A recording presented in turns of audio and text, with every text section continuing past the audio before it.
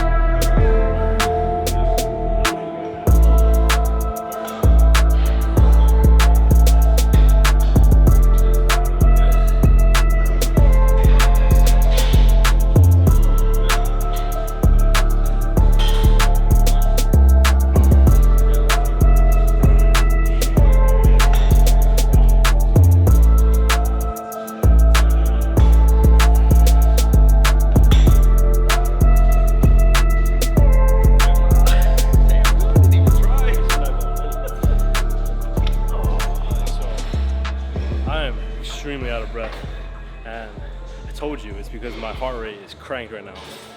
And I feel like even if you have a set rest time, say you're resting for like 1 minute 30 seconds or 2 minutes, if you feel like your body's not fully recovered, you should definitely just take more time, listen to your body, and just be able to calm yourself down before the next set. Because if you don't, like I said, it's gonna be trash. But we just finished up on incline dumbbell, and that's probably one of my most like stable movements of chest. Probably my favorite thing of all time. Minimal shoulder pain, great connection on my chest, and it's probably like one of the main compound lifts that I recommend for anybody to put into the program, like literally anybody. And what was the other part of that? And with that, each week you should try to be like advancing in some sort of way, like a little progressive overload. You either want to go up in weight or go up in reps. Say you do 100-pound dumbbells for 8 one week, the next week you should at least be trying to go for 10. If not, try to bump up the weight a little bit to like 105, something like that. But yeah, just every week keep trying to progress in some way, like any way possible. Just try to progress. My brother has F30.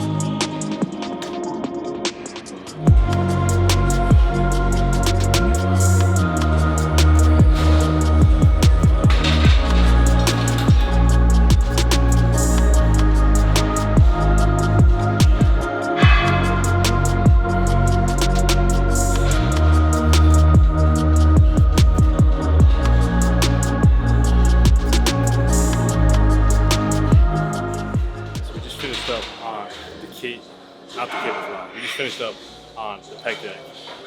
In my opinion, it's like probably one of the best isolation chest movements that you can do.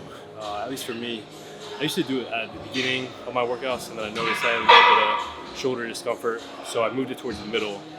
And now, once my chest is already activated, I feel like I'm getting the most out of it because my chest has already been put under some stress and it's tightened up a bit. So with the pec deck and just the overall motion of it, it allows your chest to open back up. And when you're really stretching your chest in the deepest part of the movement, you really just feel your muscle fibers tearing apart. And I prefer this over like a dumbbell or even a cable fly because for me, I feel it throughout the entire movement. Whereas like with a dumbbell, you can lose the squeeze or the tension at the top, or even the cable, you can get that same effect. So this is just overall probably like the best isolation chest